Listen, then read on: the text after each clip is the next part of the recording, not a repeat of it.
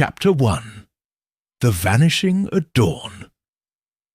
The train to London rattled steadily along the iron rails, its rhythmic clatter merging with the deep hush of the early morning. The countryside lay shrouded in mist, the rising sun casting pale streaks of gold across the fields, slowly banishing the darkness of the night. The first-class compartment, though luxurious, held only a handful of passengers, each lost in their own reveries, lulled by the warmth of the enclosed space and the gentle swaying of the carriage. Among them sat Lord Reginald Ashcombe, a man of impeccable bearing, in the corner of a plush, velvet-seated booth. He was in his early 60s, tall and lean, with sharp, aristocratic features and silver-streaked hair that lay neatly combed back. His attire was of the finest cut, a dark grey suit, a silk cravat, and a heavy overcoat draped over his lap. At his throat gleamed an exquisite piece of jewellery, an emerald tie-pin set in gold, flashing subtly with every slight movement. This was no ordinary ornament. The tie-pin was known among connoisseurs of fine jewellery as one of the most exceptional pieces of its kind. The emerald, deep green and flawless, had once belonged to an Indian Maharaja before it found its way into Lord Ashcombe's possession. It was said to be worth a small fortune, and yet to Ashcombe its value was not in its price, but in its history. It had been a gift from his late wife, Lady Eleanor Ashcombe, on the day of their engagement nearly 40 years ago. He had worn it ever since, a constant token of her memory, a silent testament to a bond unbroken even by death. The train ride that morning was meant to be routine. Lord Ashcombe was returning to London from a weekend at his country estate, where he had entertained a select group of acquaintances. It had been a pleasant affair, though, if he admitted to himself, not without its tensions. He was a man who valued loyalty and tradition, yet in recent years he had begun to sense the encroachment of new ambitions, of younger men eager to forge their own fortunes, often at the expense of those like himself, who had long held sway in society. It was as he pondered these thoughts that he became aware of a disturbance in his compartment. The sound was faint at first, a subtle rustle, a shift in the air. He turned his head slightly, catching sight of a shadow in the reflection of the glass window beside him. His heartbeat quickened, though he could not immediately say why. There was nothing evidently amiss, and yet something felt wrong. Instinctively, he raised a hand to adjust his cravat, his fingers moving to touch the familiar presence of the tie-pin. But instead of the cool, smooth surface of the emerald, his fingertips met only the soft texture of silk. The tie-pin was gone. A bolt of alarm shot through him. He straightened sharply, his gaze flicking across the compartment. The door was slightly ajar, though he could not recall hearing it open. His breath caught in his throat. He was not alone. A figure loomed behind him, its presence unmistakable now. He had only an instant to react before a sharp, piercing sensation struck him at the base of his skull. A blinding pain flashed through his mind, and then darkness. The train rattled on. By the time it pulled into London's bustling station, Lord Reginald Ashcombe was gone. The disappearance of such a prominent figure was not something that could go unnoticed for long. By noon, the news had spread across London's upper echelons, whispered in the elegant tea-rooms of Mayfair, and over brandy in the gentlemen's clubs of Pall Mall. Speculation ran rampant. Had he been kidnapped? Had he fallen victim to some cunning thief? Had he vanished of his own accord, embroiled in some unknown scandal? At Scotland Yard, Chief Inspector James Harrington stood grim-faced in his office, the morning's report in hand. The details were sparse but troubling. Lord Ashcombe had boarded the train at 6 in the morning. By all accounts, he had been seen by the conductor, the porter, and at least 2 other passengers in the first-class carriage. Yet when the train reached London, there was no sign of him. His luggage was still in its place, untouched. His overcoat lay draped across the seat, where he had been sitting, but the man himself had vanished as if into thin air. And then there was the other matter, the tie-pin. It was not simply missing. It had been found under peculiar circumstances. At precisely 10 o'clock that morning, an anonymous package had been delivered to Scotland Yard. Inside, nestled within a small velvet pouch, was Lord Ashcombe's emerald tie-pin. No note accompanied it, no clue as to who had sent it or why. The only detail of significance was the fact that the velvet pouch itself bore the insignia of a particular establishment, Moncrief and Sons, a renowned jeweller in Bond Street. Harrington set the pouch down carefully on his desk, rubbing his temple as he considered the facts. Something about this case felt different, too deliberate, too neatly orchestrated. He was not a man given to superstition, yet an uneasy sensation coiled in his gut. Lord Ashcombe had been a man of influence, wealth, and considerable power. Men like him did not simply vanish. And when they did, there was always a reason. It was with this thought in mind that he reached for his telephone and dialed a number he knew by heart. A crisp, precise voice answered almost immediately. "Ah, Chief Inspector, you have a mystery for me, yes?" Harrington allowed himself a tight smile. "You could say that, Monsieur Poirot." Chapter 2. Poirot takes the case. Hercule Poirot set down his teacup with meticulous care, his eyes narrowing as he listened to Chief Inspector Harrington recount the details of Lord Ashcombe's disappearance. He was seated in the small, yet immaculately arranged sitting-room of his London flat, the morning light filtering through the lace curtains, casting delicate shadows across the polished wooden furniture. In front of him, Harrington sat stiffly, his fingers drumming against the brim of his hat. "The facts are simple on the surface," the inspector concluded with a sigh. "Yet the more I consider them, the less they make sense. Lord Ashcombe boards the train. He is seen by multiple witnesses, and then, poof, he vanishes. And then we receive his tie-pin, carefully packaged and delivered to Scotland Yard, as if the culprit wished to taunt us." Poirot leaned forward slightly, his fingertips pressed together.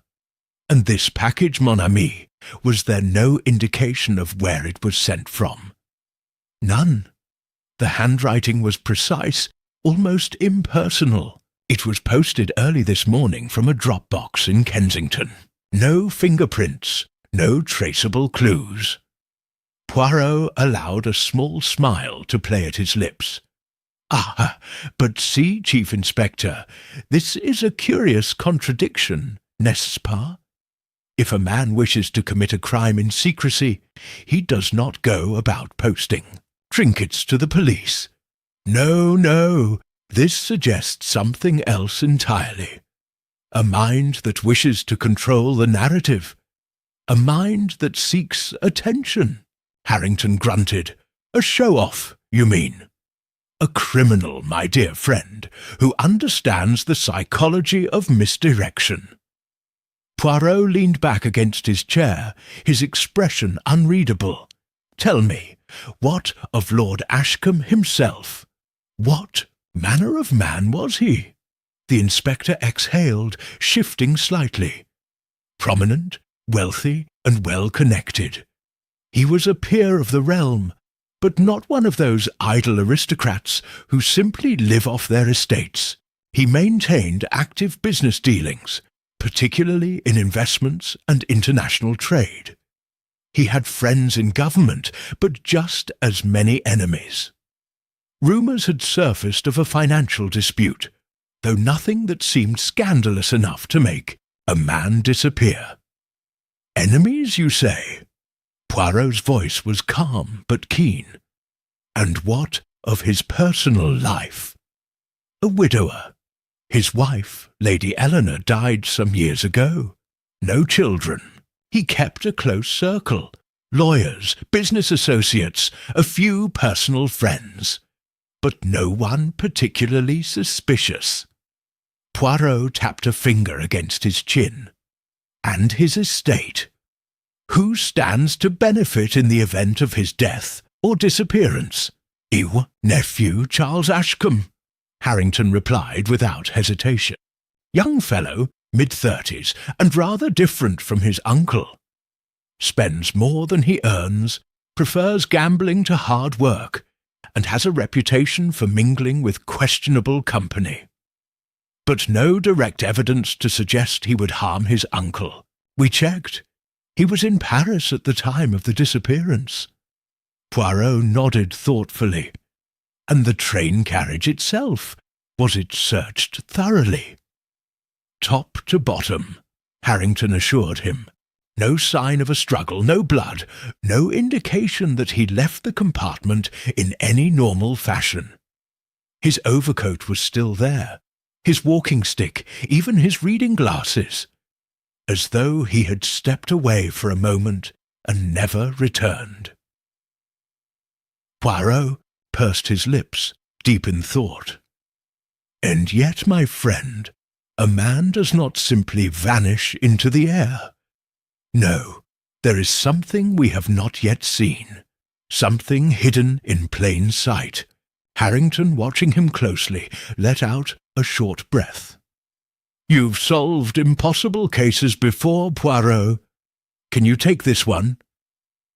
Poirot gave a small nod. "But of course, it is a puzzle most intriguing, and one I cannot resist." He rose from his chair and smoothed his jacket. "Come, Chief Inspector, let us begin with the last place Lord Ashcombe was seen, the train." An hour later, Poirot and Harrington stood on platform 3 at Paddington Station, where the same first-class train carriage had been temporarily detained for their inspection. The station, though busy, seemed hushed in their immediate vicinity, as though the mystery surrounding Lord Ashcombe's disappearance had cast an invisible shadow over the scene. Poirot, as always, observed everything with the sharp eye of a man trained to see the smallest inconsistency. He stepped into the carriage with deliberate care, pausing to take in the rich mahogany panelling, the plush seats, and the delicate gold inlay along the compartment doors. He let his fingers trail lightly over the polished wood before his gaze settled on the exact booth where Lord Ashcombe had been seated. "The porter who last saw Lord Ashcombe. May I speak with him?" Harrington motioned to a young railway attendant standing nervously at the entrance of the carriage. "This is Douglas Firth. He was on duty that morning." The young man shifted uncomfortably under Poirot's scrutiny. I remember Lord Ashcombe, sir. He was sitting right here, reading a newspaper. Didn't speak to me much. Just nodded when I came through to check tickets." "And did you see anyone else enter this compartment after him?" Firth hesitated. Not that I recall, sir, but I did step out for a few minutes when we neared, reading. When I came back through, I noticed the door to the compartment was open, which was unusual. Poirot's eyes glinted. "Ha! Now that is interesting. You say the door was open?" "Yes, sir. Just a little, not enough to make me think anything was wrong. But now that I think about it, it wasn't quite normal. Lord Ashcombe always kept to himself." "And was there anything out of place? Any sign that someone had tampered with his belongings?" "No, sir. Everything looked the same. But by the time we reached London, he was gone." Poirot fell silent for a moment before turning to Harrington. "And the other passengers in first class, who were they?" Harrington pulled out a small notepad. "Only 3 others, all of whom have been questioned. A businessman from Manchester, an elderly widow visiting family, and a young woman, Margaret Lyle, a secretary working in London. None of them saw anything unusual." Poirot considered this. "And this Miss Lyle? Did she board at the same station as Lord Ashcombe?" "No, she joined the train at Reading." Poirot's moustache twitched. "Reading," he murmured. "That is when the porter left the carriage, yes? Curious, indeed." He turned back to the compartment, his sharp gaze sweeping over it once more, before he suddenly dropped to his knees and examined the base of the seat. His fingers brushed lightly against something, a small indentation in the wood. Poirot smiled to himself before rising. "There is something we do not yet see, mon ami," he said to Harrington, "but I begin to feel the shape of it." Harrington crossed his arms. "You think he was taken off the train at Reading?" Poirot's expression remained unreadable. Perhaps, or perhaps he never truly left at all. Harrington frowned. "You're suggesting he's still here?" Poirot gave a small, enigmatic smile. "I suggest nothing yet, my friend. I only observe, and I believe we have only just begun." As he spoke, a station attendant entered, carrying a small folded scrap of paper. He hesitated before handing it to the inspector. "This was just found under one of the seats, sir. Must have been there since the morning." Harrington unfolded the paper, and his expression darkened. Scrawled in careful, deliberate handwriting were the words, "Seek the truth where the past is buried." Poirot's eyes gleamed with interest. "Ah," he murmured, "the game begins." Chapter 3. A whisper from the past Poirot stood perfectly still, the scrap of paper held delicately between his fingers. His eyes, bright and sharp, studied the words with the intensity of a man examining a priceless artifact. The message was brief, yet heavy with implication. "Seek the truth where the past is buried." Chief Inspector Harrington, standing beside him, let out a heavy sigh. "More riddles! Whoever is behind this seems to enjoy playing games." Poirot allowed a small, knowing smile. "Ah, but do you not see, mon ami? This is no mere game. This note, it is not simply a taunt. It is a direction. Someone wishes us to follow a specific path." Harrington frowned. "You think Lord Ashcombe himself might have written it?" Poirot gently folded the paper. "It is possible, but I suspect not. Lord Ashcombe, I think, was not a man prone to cryptic messages. No, this was written by another hand, someone who knows more than they are, willing to say outright." He placed the note inside his pocket and turned his attention back to the train compartment. His movements were slow, deliberate, as he let his gaze wander over the details most would ignore. The slight indentations in the upholstery, the faint smudges along the brass door handle, the tiny scuff marks on the polished wood. Every detail spoke if one knew how to listen. "Tell me, Chief Inspector," Poirot said as he ran a finger along the edge of the window, "when exactly was the train in motion between Reading and Paddington?" Harrington consulted his notes. It left Reading at precisely 9:15 a.m. and arrived in London at 10:05. "Très bien." Poirot's moustache twitched. "And you say that Miss Margaret Lisle boarded at Reading?" "Yes, but we questioned her thoroughly. She claims she saw nothing suspicious." Poirot nodded absent-mindedly. "Perhaps, or perhaps she saw something but does not yet realize its importance." Harrington exhaled. "And what do you make of her?" Poirot turned, adjusting the cuffs of his immaculately pressed jacket. "That, Chief Inspector, is what we must determine. I wish to speak with Miss Lisle immediately." Miss Margaret Lisle resided in a modest but well-kept boarding house in Kensington, a place of faded grandeur with high ceilings and an air of quiet respectability. Poirot and Harrington arrived at the address in the early afternoon, greeted at the door by a severe-looking landlady who led them to a small sitting-room. Margaret Lisle was already waiting, perched stiffly on the edge of a floral patterned armchair. She was a woman in her late 20s, with delicate features and keen, intelligent eyes. A secretary by profession, she carried herself with the air of someone accustomed to blending into the background. Yet there was an alertness to her gaze that did not escape Poirot's notice. She greeted them politely, though there was a certain tension in her hands as she folded them in her lap. "I already spoke with the police, Mr. Poirot," she said.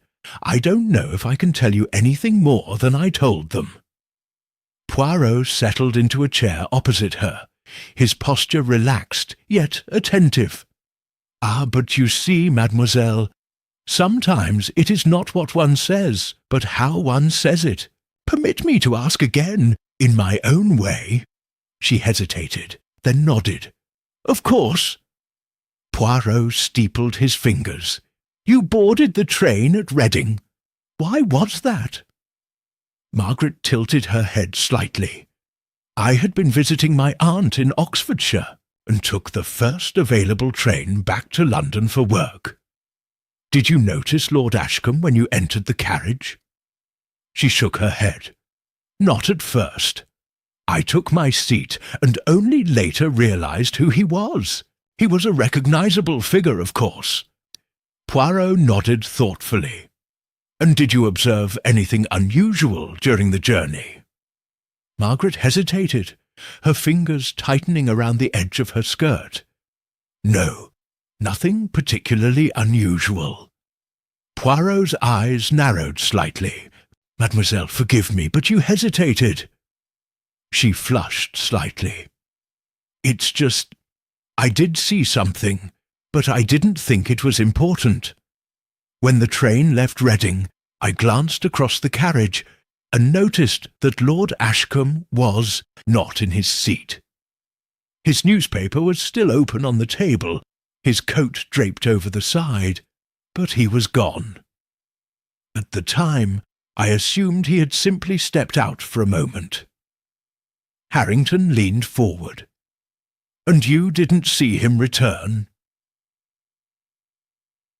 Margaret shook her head. "No, and by the time we reached Paddington, everyone was talking about his disappearance." Poirot remained silent for a moment, then gave her a small, reassuring smile. "Mademoiselle, does the phrase 'seek the truth where the past is buried' mean anything to you?" Her reaction was subtle but unmistakable. A flicker of recognition passed through her eyes before she quickly masked it. "No," she said. "I don't think I've heard it before." Poirot observed her carefully. "You are certain?" She nodded, but Poirot knew when someone was holding something back. He allowed the moment to pass without pressing further. Instead, he rose from his chair with a gracious bow. "Merci, Mademoiselle Lyle. You have been most helpful." As they stepped outside into the crisp afternoon air, Harrington frowned. "She knows something." Poirot smiled. "Ah, you begin to see, my friend. Yes, she knows something, but she is not yet ready to speak." Harrington sighed. "And what do we do now?" Poirot's expression grew pensive. "We follow the message." He retrieved the slip of paper from his pocket and read it once more. "Seek the truth where the past is buried." "Tell me, Chief Inspector, where does one bury the past?" Harrington frowned. "A cemetery?" Poirot's eyes gleamed. "Exactement. I believe, mon ami, it is time we visited the Ashcombe family tomb." They arrived at St. Giles' churchyard just as the late afternoon sun cast long shadows across the headstones. The Ashcombe family crypt, an imposing structure of weathered stone, stood at the far end of the graveyard, partially obscured by creeping ivy.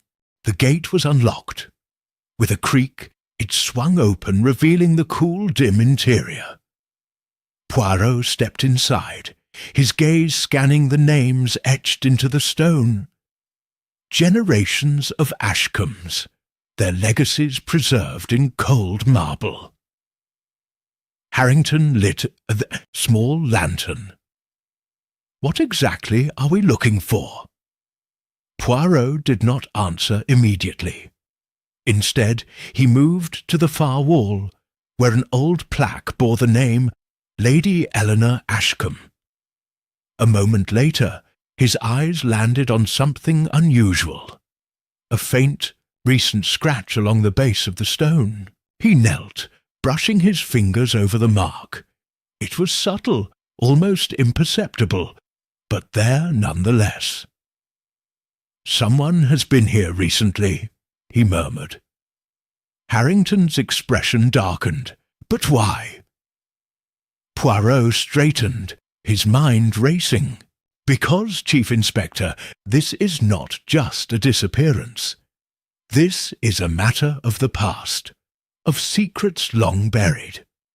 And I believe that whatever Lord Ashcombe discovered before he vanished, it has something to do with what lies beneath our feet." Hugh turned, his voice calm yet firm. "We must uncover the truth before someone ensures it is buried forever." Chapter 4. The Secrets Beneath the Stone. The air inside the Ashcombe family crypt was thick with age, the scent of damp stone and dust mingling in the cool stillness. Poirot stood motionless, his keen eyes fixed on the faint scratch at the base of Lady Eleanor Ashcombe's memorial plaque. His fingers traced the mark lightly, as if the stone itself might whisper its secrets to him. Chief Inspector Harrington shifted uneasily behind him, holding up the lantern to cast a flickering glow across the ancient walls. "So, you think someone has been here recently?" Poirot did not immediately respond.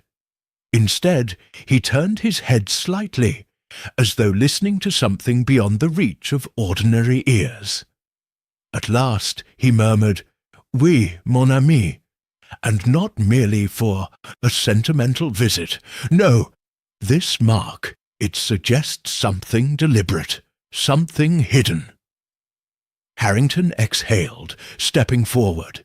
If Ashcombe was here before his disappearance, does that mean he found whatever it is we're looking for? Poirot straightened, brushing a speck of dust from his sleeve. "Perhaps, Or perhaps he only began to understand the significance of what was hidden here. Either way, his presence in this crypt before he vanished cannot be coincidence. He took a step back and surveyed the room once more. Tell me, Chief Inspector, are you familiar with the life of Lady Eleanor Ashcombe? Harrington frowned. I know the basics. She was Lord Ashcombe's grandmother, if I recall correctly. Died young, under somewhat mysterious circumstances, but that was decades ago. Poirot nodded. Yes, and yet it seems her name has returned to the centre of our mystery. Before Harrington could respond, a rustling sound echoed from just outside the crypt. Both men turned sharply. Poirot held up a finger for silence. Another rustle, quieter this time, but unmistakable. Poirot moved swiftly to the entrance, stepping just beyond the crypt's threshold. His eyes swept across the graveyard, taking in the shifting shadows cast by the setting sun. The silence stretched. Then, a flash of movement near the old yew tree. Someone was there. Stop! Harrington barked, already charging forward.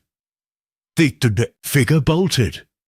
A dark silhouette against the fading light, running toward the wrought-iron gates at the far end of the churchyard.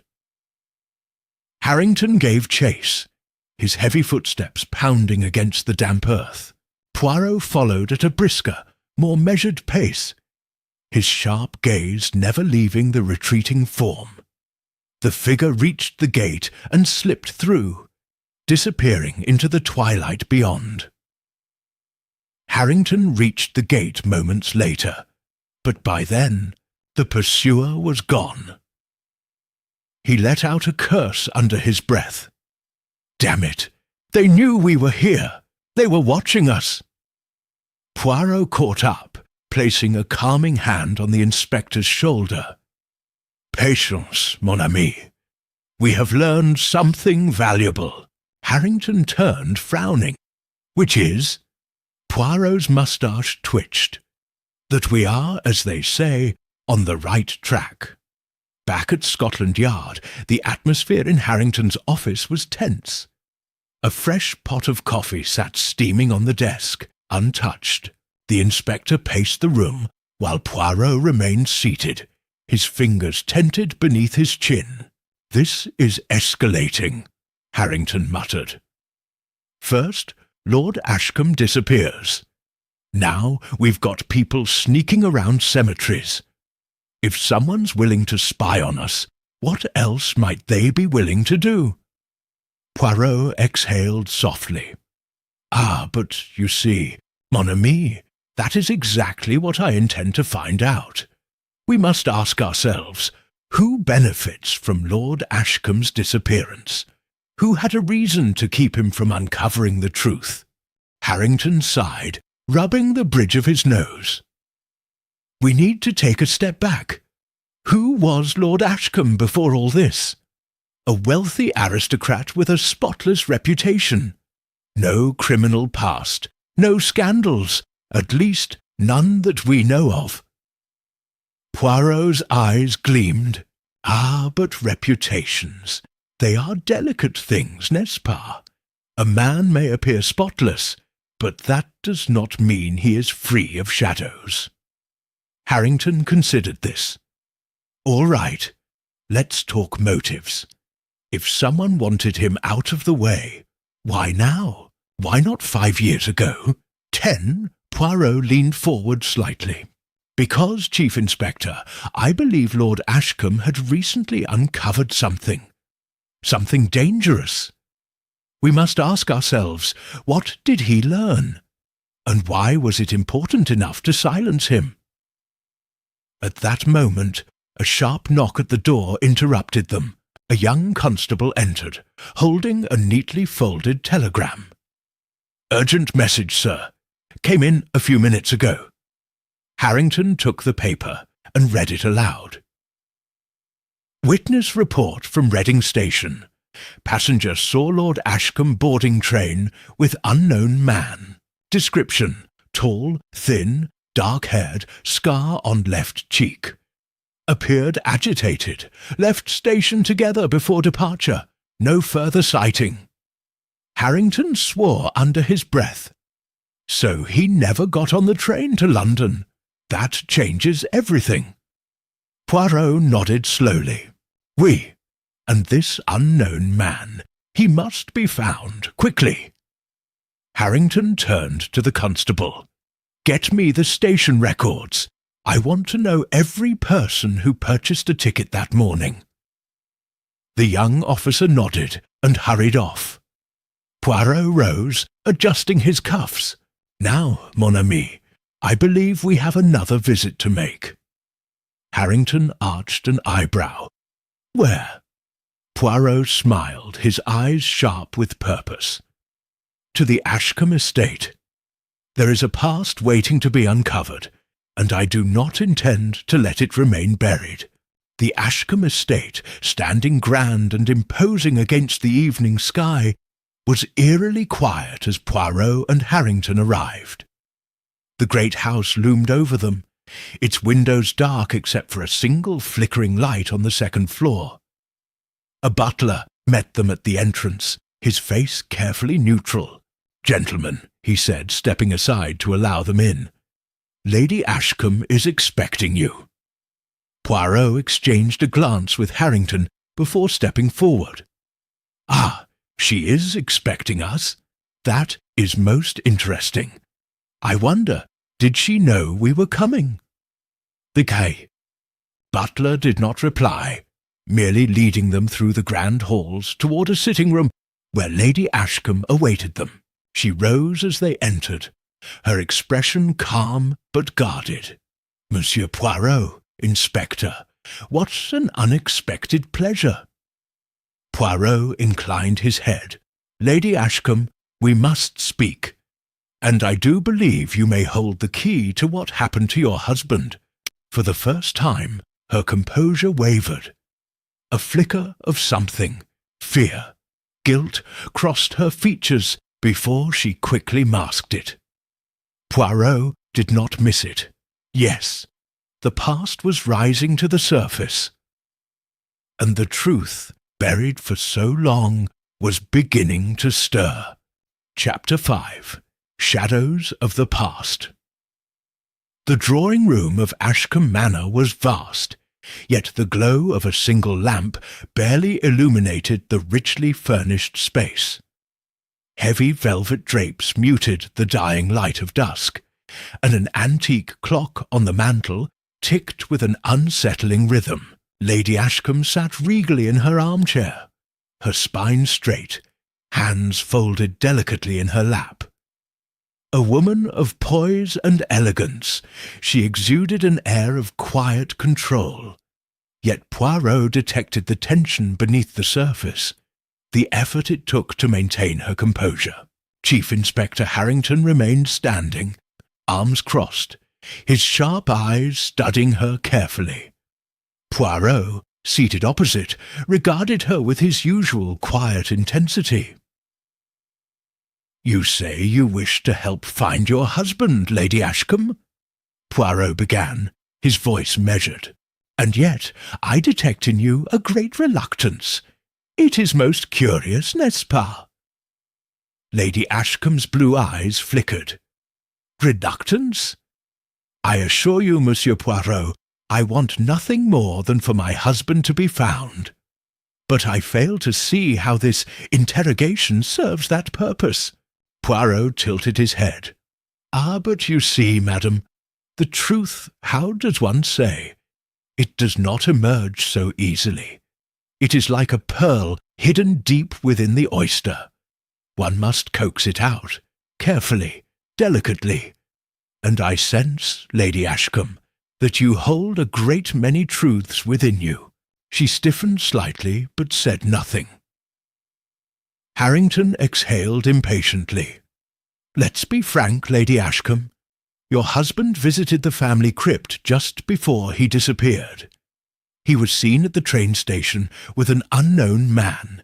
He never boarded his train, and now we've got someone skulking around the cemetery, clearly watching us. I'd say that's more than enough reason to ask questions."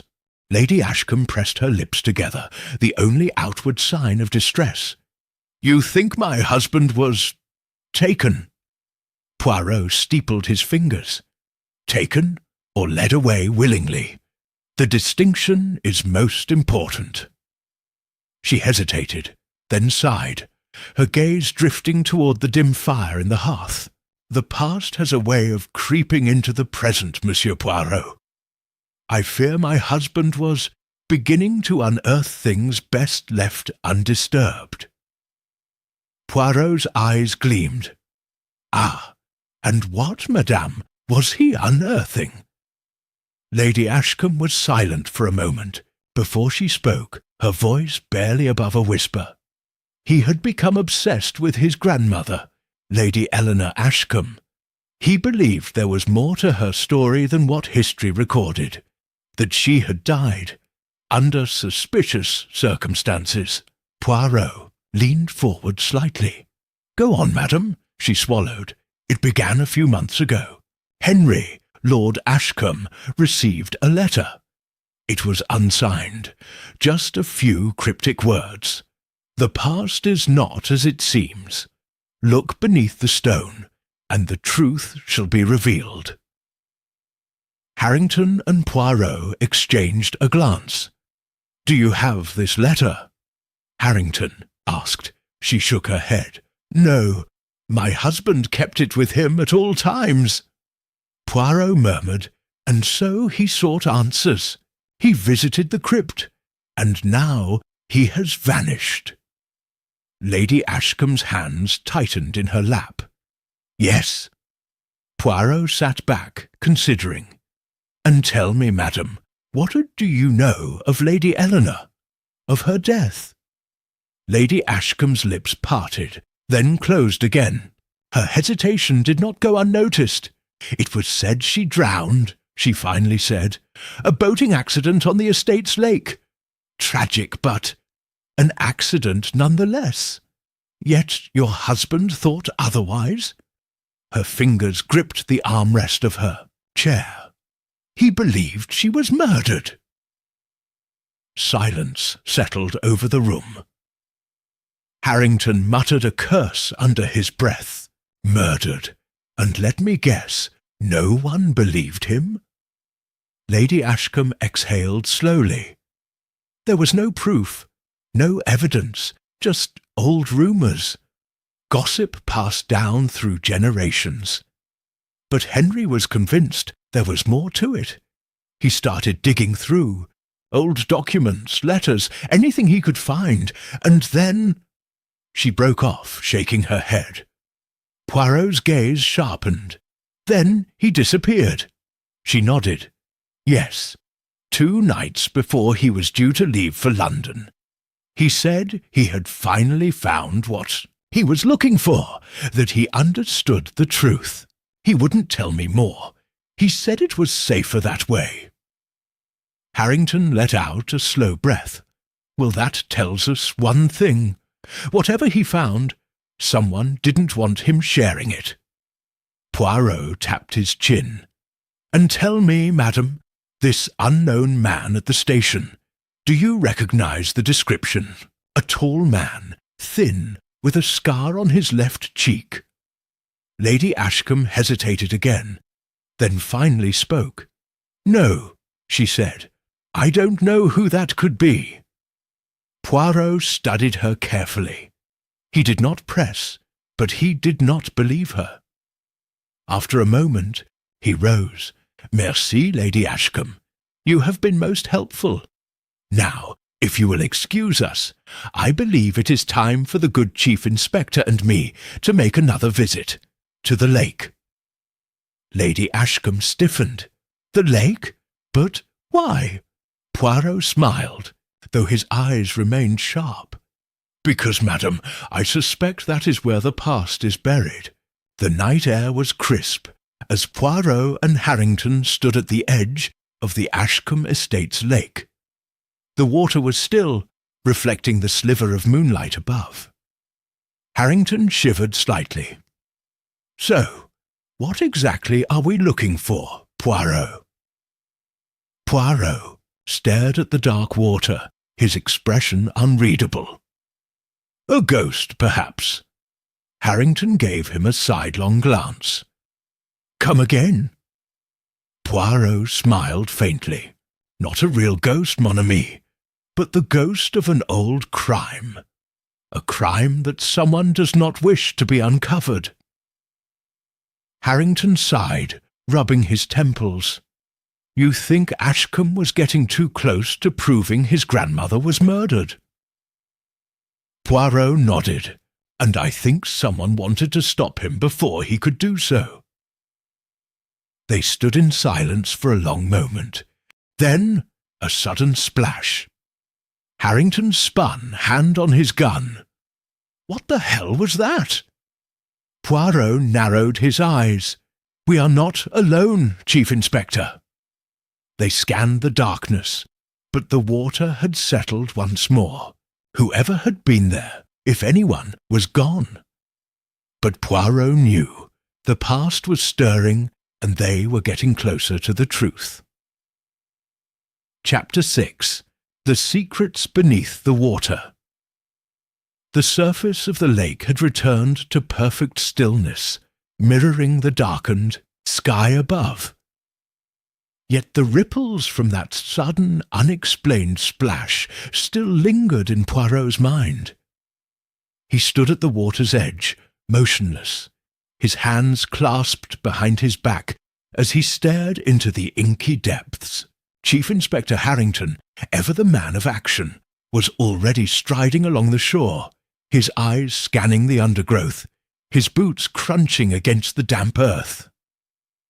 "Someone was here," he muttered, "watching us." Poirot finally turned, his gaze flicking to the faint disturbance in the reeds. "Oui, mon ami, and not for the first time." Harrington knelt, examining the ground, the earth soft, footprints. He exhaled sharply. "Looks like they led off toward the woods." Poirot stepped closer, peering down with a critical eye. A single individual, I think, and they were standing here for quite some time, before making their escape. Harrington straightened, which means we're on the right track. Poirot did not respond immediately. Instead, he cast one last look at the lake, its secrets resting just below the surface.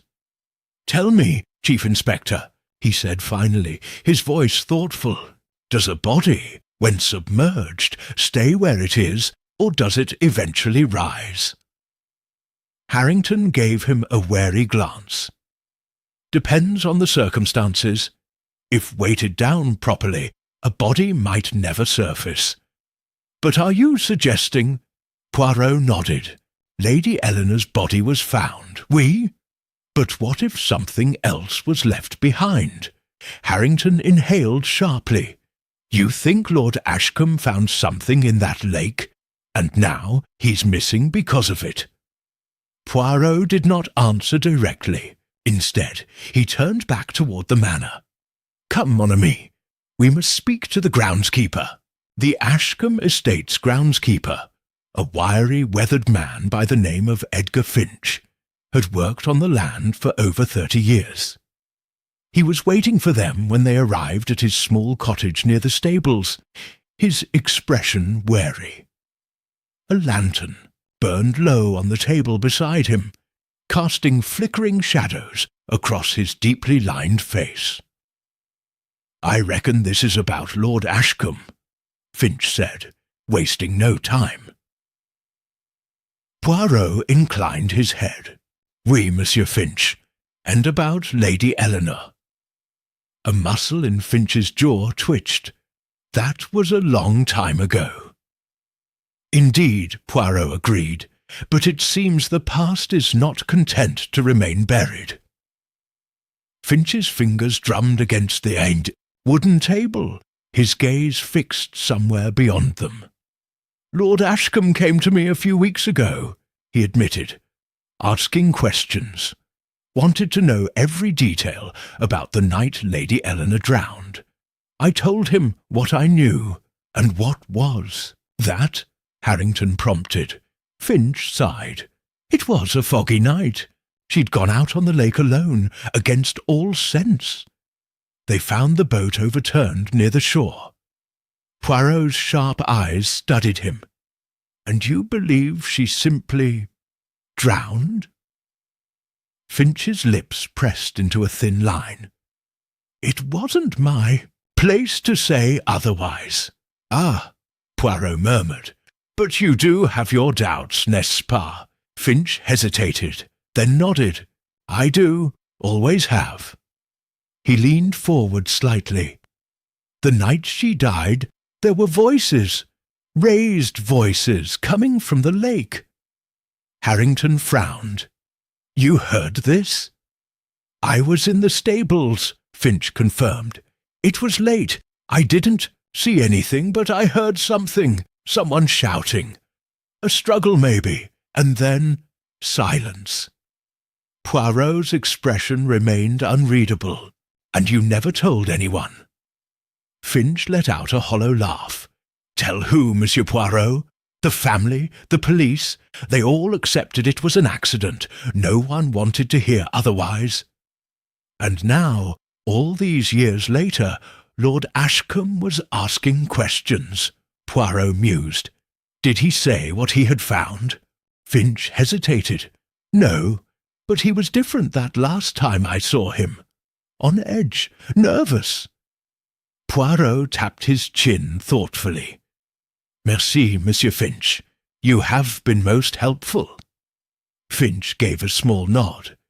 "If there's more to it, if something happened to Lord Ashcombe because of what he found, I hope you get to the bottom of it." Poirot met his gaze. "So do I, mon ami."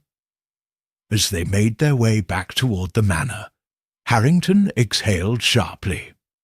"So, let's sum this up, shall we? Lady Eleanor drowns under suspicious circumstances. Lord Ashcombe starts digging into it. He goes to the crypt. He goes to the lake. And now he's vanished. It's all connected, isn't it?" Poirot nodded. "Yes, mon ami.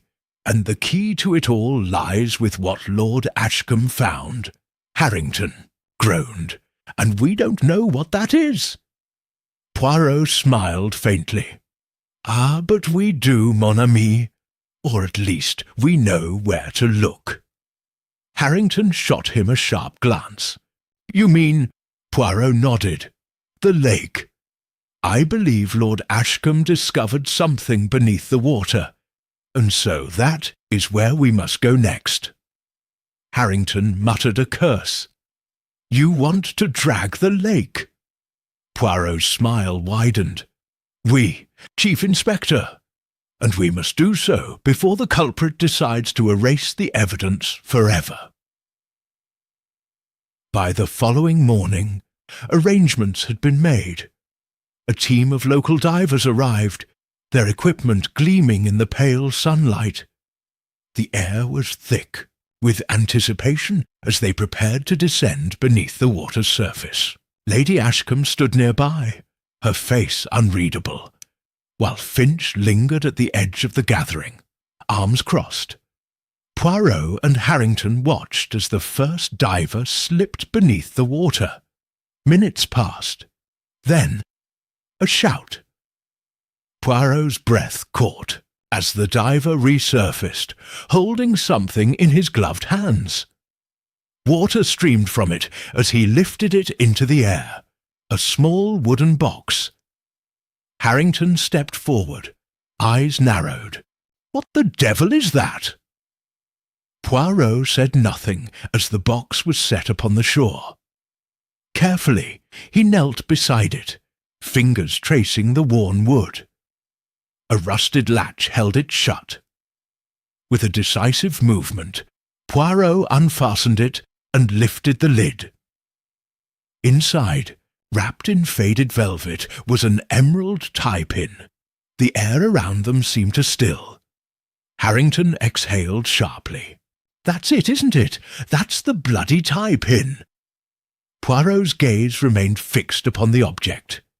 "Yes, mon ami, and it is more than just a piece of jewellery." Lady Ashcombe stepped forward, her voice trembling. "That belonged to Lady Eleanor," Poirot nodded. "Indeed, and now we must ask the question." His gaze lifted, scanning the assembled faces. How did it come to be at the bottom of the lake? A hush fell over the gathering. The discovery had changed everything. Poirot rose slowly, dusting his hands. "We are close now," he murmured. "Very close." Harrington folded his arms. "And what's next?" Poirot's eyes gleamed. "Now, mon ami, we set the trap." Chapter 7. The Trap is Set. The emerald tie-pin sat gleaming in the morning light, a tiny, beautiful object that held the weight of unspeakable secrets. Poirot studied it intently, his fingertips grazing the velvet in which it had been wrapped. The discovery had cast a hush over those gathered at the lake's edge, and Lady Ashcombe's face had turned ghostly pale at the sight of the pin. Harrington broke the silence first. "It was found in a locked box at the bottom of the lake. That means someone deliberately put it there." Poirot inclined his head. "Exactement, mon ami. And not just anyone, the one who had something to hide." Lady Ashcombe took a small, wavering step forward. "It was hers," she murmured, staring at the pin as if it had the power to summon her long-dead sister-in-law. "Eleanor's. I remember it well." Poirot's sharp gaze flicked to her. "Then you can confirm she had it with her on the night she disappeared?" She hesitated. I think so. Yes, she almost never took it off." Harrington frowned, "which means it should have been found on her when they recovered her body. But it wasn't."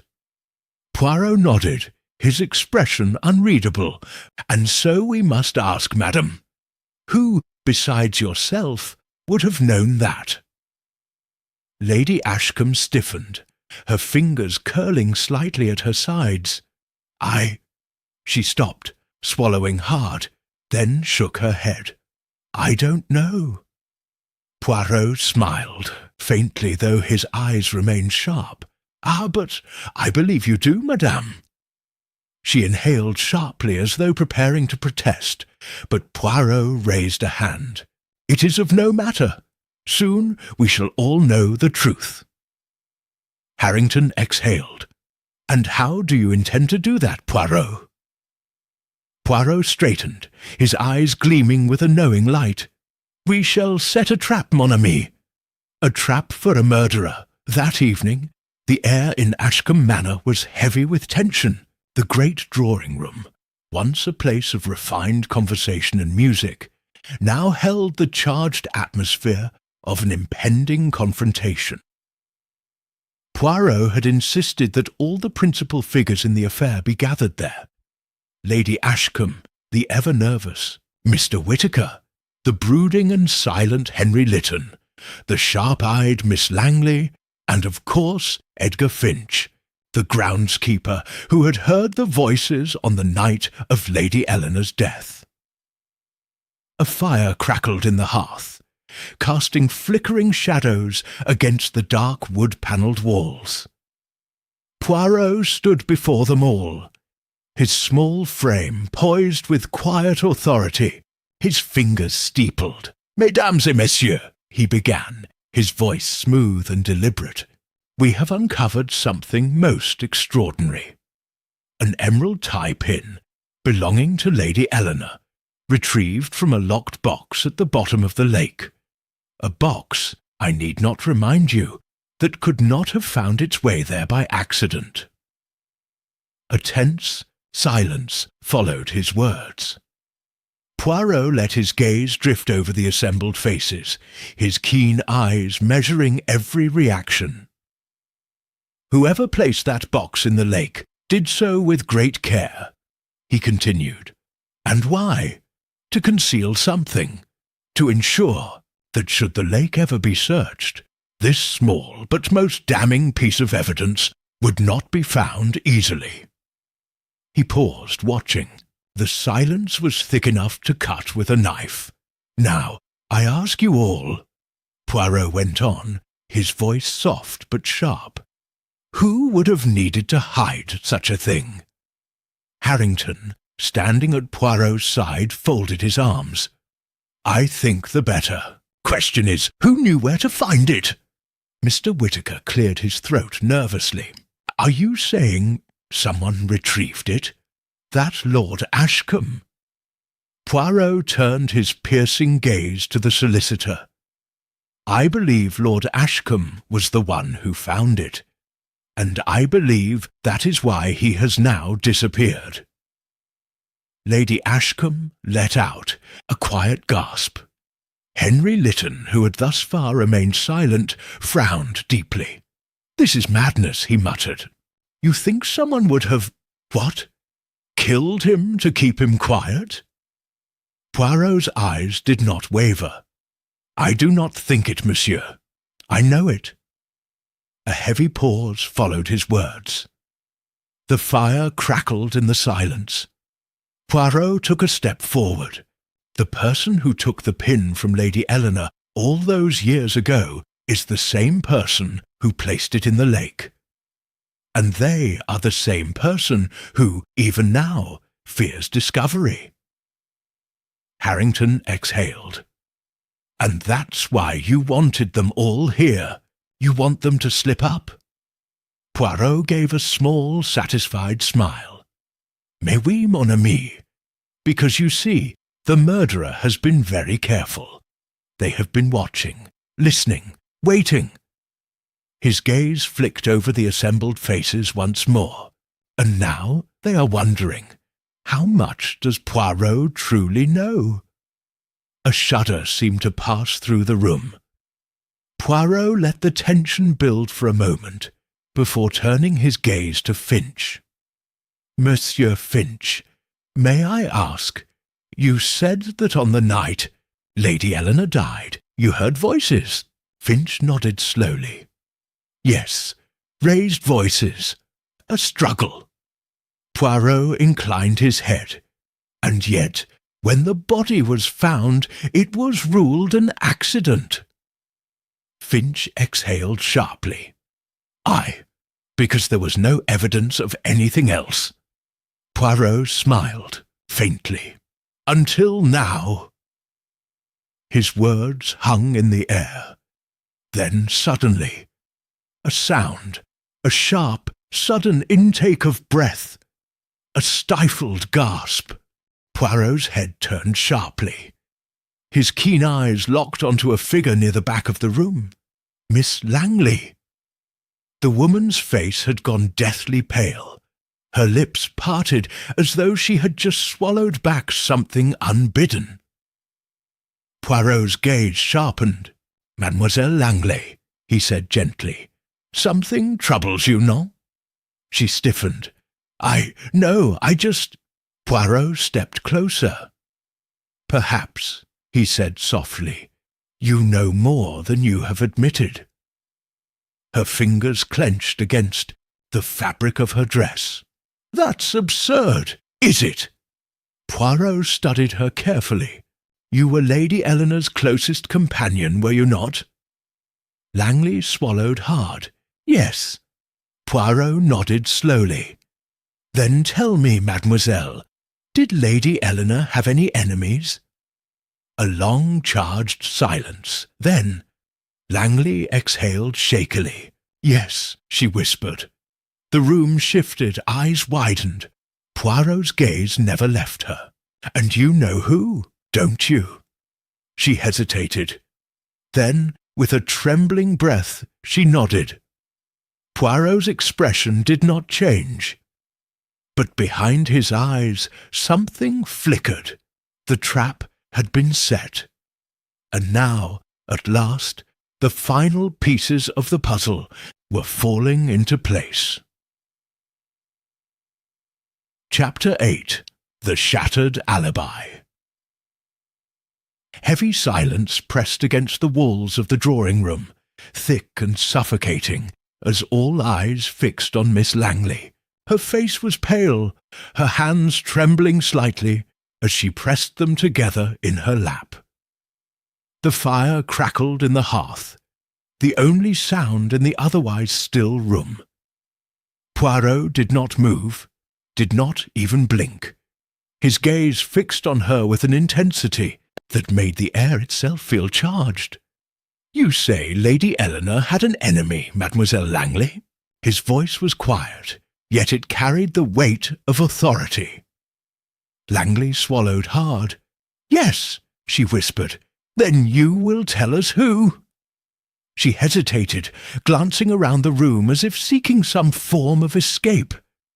But there was none. Poirot took a slow step toward her. "Mademoiselle, the time for secrets is over." Her breath hitched. "It was Henry!" A collective gasp swept through the room. Henry Lytton's face darkened, his hands balling into fists at his sides. "That's a damned lie," he snapped, his voice laced with fury. Poirot, however, remained unshaken. "Is it, Monsieur Lytton?" Lytton's jaw clenched. "Eleanor and I were close. We were friends." Langley gave a short, mirthless laugh. "You were obsessed with her," she said, her voice steadier now. "She told me so herself. She was afraid of you." A tense silence followed her words. Lytton's face twisted, his eyes burning with something unreadable. Poirot inclined his head. "And yet, Monsieur Lytton, you were the one who found her body that night. Were you not?" Lytton's nostrils flared. "Yes, I was out walking the grounds when I heard something." Poirot raised a hand. "You heard something?" Hesitated, his expression flickering for the briefest moment. "Yes, and yet," Poirot said smoothly, "Monsieur Finch also heard something. Voices raised in an argument." He let the words sink in. "Tell me, monsieur, were you arguing with Lady Eleanor that night?" Lytton's lips pressed into a thin line. "No, a simple denial." But Poirot was watching him closely, noting the tension in his shoulders, the way his fingers flexed and curled at his sides. "You were in love with her, no?" Poirot asked, his voice almost gentle. Lytton exhaled sharply. Yes, I cared for her." Poirot nodded. "And yet she did not return your affections." Lytton's expression darkened. She wanted to be free." Poirot's gaze sharpened. "Free of what, monsieur?" A pause. A hesitation just long enough to be damning. Then, before Lytton could respond, another voice cut through the tension. "She was going to leave," Langley whispered. All eyes turned to her once more. Langley's hands twisted together in her lap. Her expression haunted. "That night, Eleanor told me she was planning to leave Ashcombe Manor. She said she couldn't take it any more. The lies, the secrets, the fear." She swallowed. "She said someone had been following her, watching her every move." Poirot's gaze never wavered. "And you believe that person was Monsieur Lytton?" Langley nodded slowly. "Yes." A slow breath passed through the room. Poirot studied Lytton carefully. "Monsieur, on the night of Lady Eleanor's death, where exactly were you before you discovered her body?" Lytton's jaw tensed. I told you, I was walking. Poirot's expression did not change. Alone? Lytton hesitated. Yes, single word. A single lie. Poirot sighed. Monsieur, you are not a good liar. Lytton's eyes flashed with anger. I don't have to stand here and listen to this. Poirot tilted his head. Then sit, if you prefer. But you will listen. His voice was firm, unyielding. Lytton did not sit. But he did not leave either. Poirot took a slow step closer. Tell me, monsieur, when did you take the emerald tie-pin? Lytton stiffened. I didn't. Poirot shook his head. No, do not waste my time with denials. Lady Eleanor was wearing that pin on the night of her death. And yet, when her body was found, it was missing. Harrington exhaled, which means someone took it after she died. Poirot nodded. Exactement. And I believe that someone was you, Monsieur Lytton. Lytton's hands clenched at his sides. You don't have any proof of that. Poirot smiled faintly. Ah, but that is where you are wrong. A hush fell over the room. Poirot turned to Harrington. Monsieur, would you do me the kindness of retrieving the tie-pin? Harrington nodded, stepping to the side table where it had been placed. He picked it up, the emerald catching the firelight, and held it out. Poirot took it delicately, then turned his gaze back to Lytton. Tell me, monsieur, why was this found in a locked box at the bottom of the lake? Lytton's mouth opened, but no words came. Poirot smiled, but there was no warmth in it, because you put it there. Lady Ashcombe let out a quiet gasp. Langley pressed a hand to her mouth. Lytton shook his head, but Poirot continued, his voice quiet but firm. You took it from her body that night, did you not? Perhaps as a keepsake, or perhaps in a moment of panic. And then, when you realized the police might search again, when you feared it might be found, you disposed of it, locked it away, hoping it would never surface. Poirot held up the tie-pin. But it did surface, monsieur. And now, so has the truth. A silence stretched, long and heavy. Lytton's face was a mask of conflicting emotions. Anger, fear, something else lurking beneath. Then, suddenly, a sharp inhale. A flicker of movement. Poirot's gaze snapped to Lady Ashcombe. Her face had gone ashen, her hands trembling at her sides. Poirot's expression softened. Ah, he murmured, there is more, is there not, madam? She did not answer, but she did not need to. Poirot had seen enough. The truth was finally beginning to crack through the carefully laid lies, and soon, very soon, it would all come crashing down. Chapter 9. The final threads unravel. A thick, weighted silence filled the drawing-room, pressing upon the occupants like an unseen force. Lady Ashcombe had not moved since Poirot's gaze had fallen upon her, but the slight tremor in her hands betrayed the storm within. Henry Lytton, his face ashen, stood rigid, his breath coming in sharp, shallow bursts. Langley looked between them, her eyes wide, caught between triumph and horror. Poirot, as composed as ever, placed the emerald tie-pin carefully on the side table. The gem gleamed under the flickering candlelight, a silent witness to the tangled web of deception that had been woven around Lady Eleanor's death. Monsieur Lytton, Poirot said at last, his voice even but firm, it would be wise to abandon pretense now. You took the tie-pin. That much is undeniable. The question that remains is why? Lytton's lips parted, then pressed together again, as though he wished to speak, but dared not. His chest rose and fell in uneven intervals, his mind clearly racing. Langley, her voice shaking, supplied the words he could not. Because he was there when she died. Lady Ashcombe inhaled sharply, her gloved hand rising to cover her mouth. Lytton, for the first time, looked truly stricken. Poirot observed him carefully. "You weren't you, monsieur?" Lytton exhaled sharply through his nose. I didn't kill her." A single candle flickered violently in the draught as Poirot took a measured step forward. "Then tell us what truly happened that night."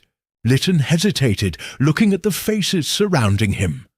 Poirot, Langley, Lady Ashcombe, Finch, Harrington. There was no way out. The walls had closed in. His shoulders sagged. "I saw her that night," he admitted, his voice hollow. "I was walking the grounds, trying to clear my head. She was near the garden terrace. I could hear her voice, arguing with someone." Poirot's gaze sharpened. "With whom?" Lytton shook his head. I don't know. I couldn't see. I only heard raised voices.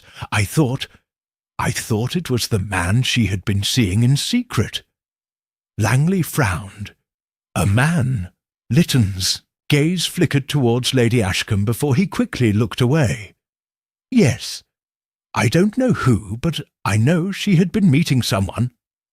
Poirot folded his hands behind his back. "And what did you do, monsieur?" "I stepped closer," Lytton said, his voice hoarse. "I couldn't hear exactly what was being said, but I remember Eleanor shouting. Then suddenly—" He swallowed, his Adam's apple bobbing. "It went silent." Lady Ashcombe turned sharply away, pressing a handkerchief to her lips. Poirot, however, remained impassive. "And then?" "I waited. A minute, maybe more. Then I walked closer. I saw her lying there." His voice cracked. She was already gone." Langley's hand clutched at the armrest of her chair. "And you took the tie-pin?" Lytton nodded, his expression bleak. "It was instinct. I saw it lying beside her, and I took it. I don't know why. Maybe I wanted something of hers. Something to remember her by." He looked away. "Or maybe I was afraid." Poirot sighed. "You should have come forward, monsieur." Lytton gave a mirthless chuckle. "I thought about it, but I knew how it would look. Eleanor was dead. I was in love with her. I had no alibi. So I kept silent." His eyes darkened. "I'm not a murderer, Poirot." A beat passed, thick with unspoken words. Poirot turned then, his sharp gaze locking onto Lady Ashcombe. "Madam," he said quietly, "it is your turn now." She inhaled sharply. "I have nothing to say." "Ah," Poirot murmured, "but you do. You see, madame, there is something you know, something that even now you seek to hide." Lady Ashcombe stiffened. "I have no idea what you're talking about." Poirot tilted his head. "You knew about Eleanor's affair, did you not?" The room seemed to shrink around them. Lady Ashcombe faltered. "I suspected." "Non, madame." Poirot's voice was as sharp as the edge of a blade. "You knew." The lady's face drained of colour. Poirot continued. "Lady Eleanor was planning to leave Ashcombe Manor, was she not?" He did not wait for a response.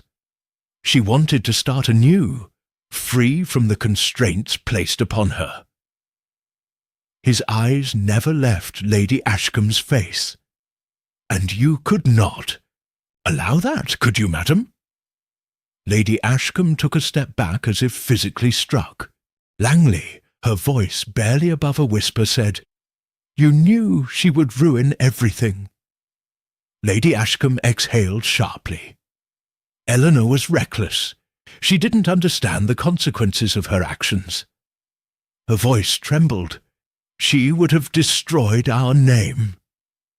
Poirot nodded, almost sadly. "And so, when she told you of her plans to leave, you sought to dissuade her." The lady did not respond. Poirot took a step closer. "You met with her that night." Lady Ashcombe's breath hitched. "You were the one she argued with in the garden." Her lips trembled. I only wanted to talk to her." Poirot's gaze softened slightly, but his tone remained resolute. "What happened, madame?" A single tear slipped down Lady Ashcombe's cheek. "I told her she couldn't go," she whispered, "that she was being foolish. She laughed. She said I had no power over her any more." Her voice cracked. "She turned away. I reached for her arm." Poirot did not blink. "And then?" Lady Ashcombe swallowed. "She pulled away. I didn't mean for her to fall." A hush fell over the room. Poirot's voice was quiet. "She fell?" Lady Ashcombe's chin trembled. "She lost her balance. She stumbled. I tried to catch her, but—" She covered her mouth with her hand, stifling a sob. "She hit her head on the stone ledge. She didn't move. I knelt beside her, but it was too late." A long, heavy pause. Langley exhaled, her eyes shining with unshed tears. "You let us believe it was murder." Lady Ashcombe let out a shuddering breath. I was afraid. If they knew I was with her—" She shook her head. "I panicked." Poirot inclined his head slightly. "And so you left her there?" Lady Ashcombe's breath came in uneven gasps. "I didn't mean to kill her." Poirot regarded her for a long moment. Then, at last, he spoke.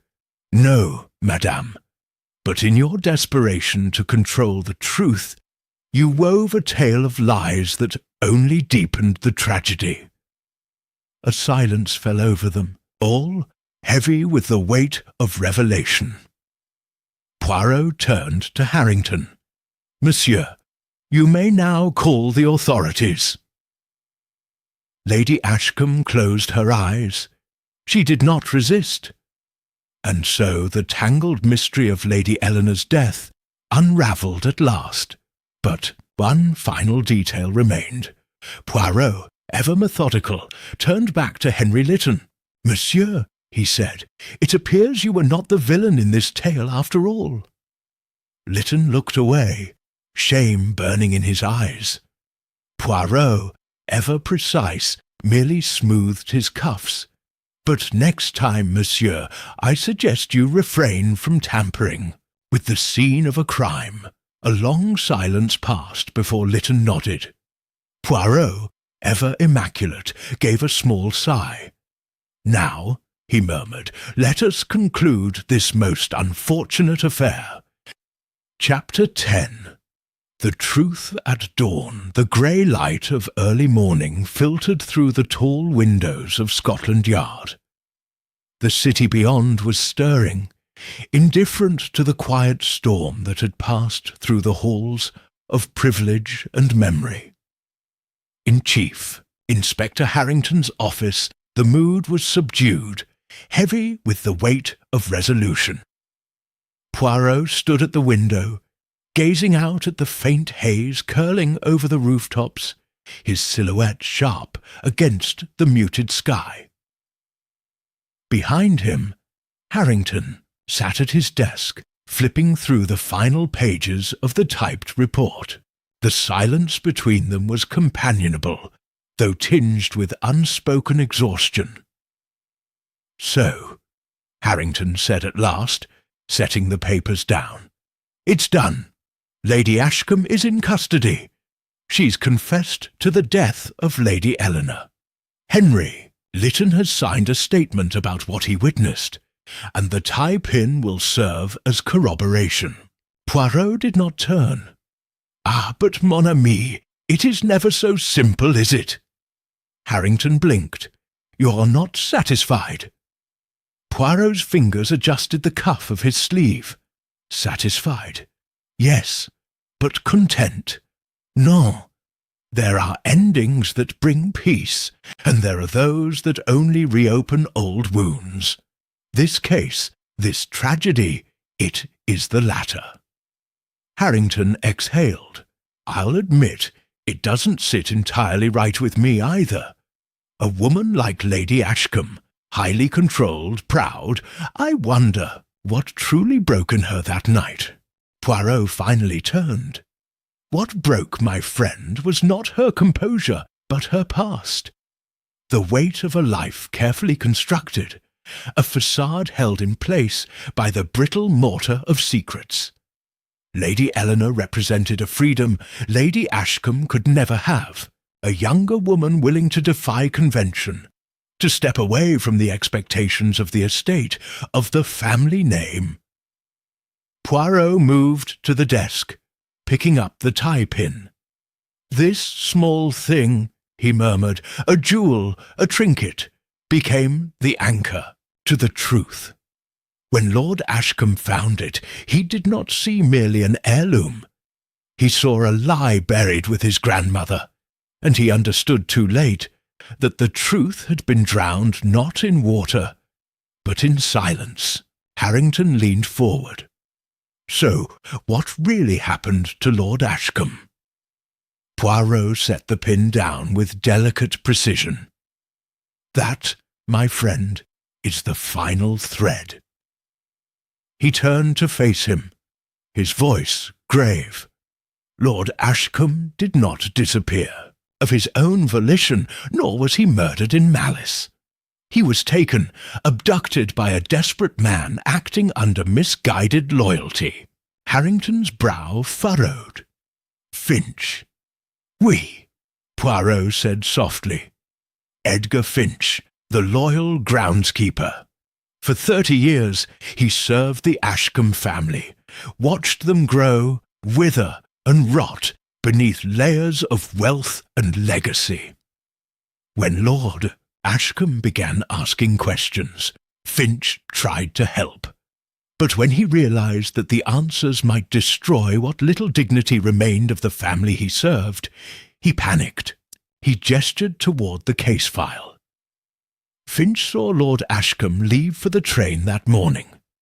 But when he stopped briefly at the family crypt, alone, Finch intercepted him. They argued. Ashcombe insisted he would go to the authorities. That the death of Lady Eleanor had been no accident. Finch, fearing scandal and ruin, struck him.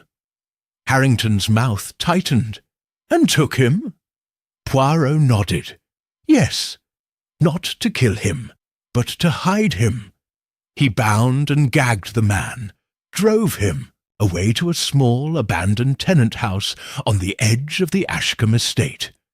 One Finch had kept intact for sentimental reasons. Lord Ashcombe has been there since. Alive." Harrington surged to his feet. "You're telling me we have a living witness, and you waited until now to—" Poirot held up a hand. "Calm yourself, Chief Inspector. I have already sent a constable, under discreet orders late last night. Lord Ashcombe has been found. He is weak but unharmed. The paramedics are with him now." Harrington sank back down into his chair, blinking. "You magnificent devil!" Poirot smiled faintly. "No, mon ami. Merely thorough." The inspector let out a long breath, rubbing his temple.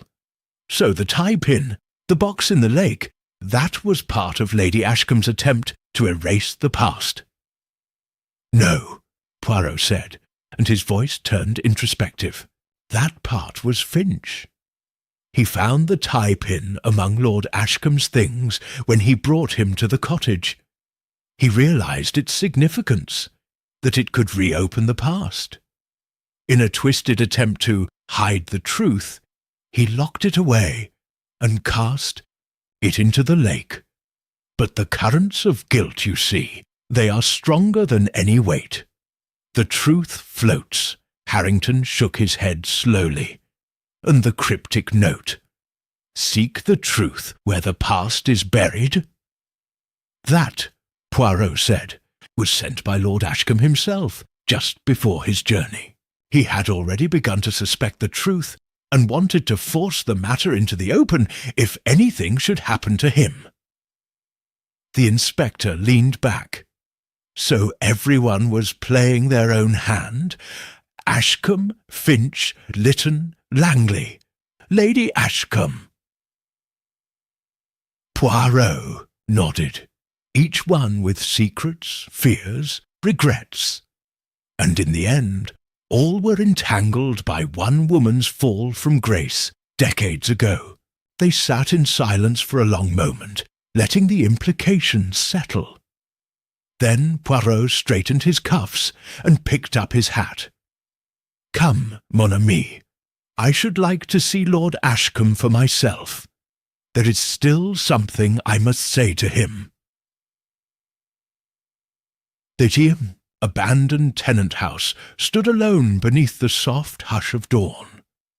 The surrounding fields were damp with dew, and a chill clung to the air. A constable stood guard outside, nodding as Poirot and Harrington approached. Inside, the atmosphere was still. A small fire crackled in a cast-iron stove. Lord Ashcombe, wrapped in a blanket, sat in a chair near the window.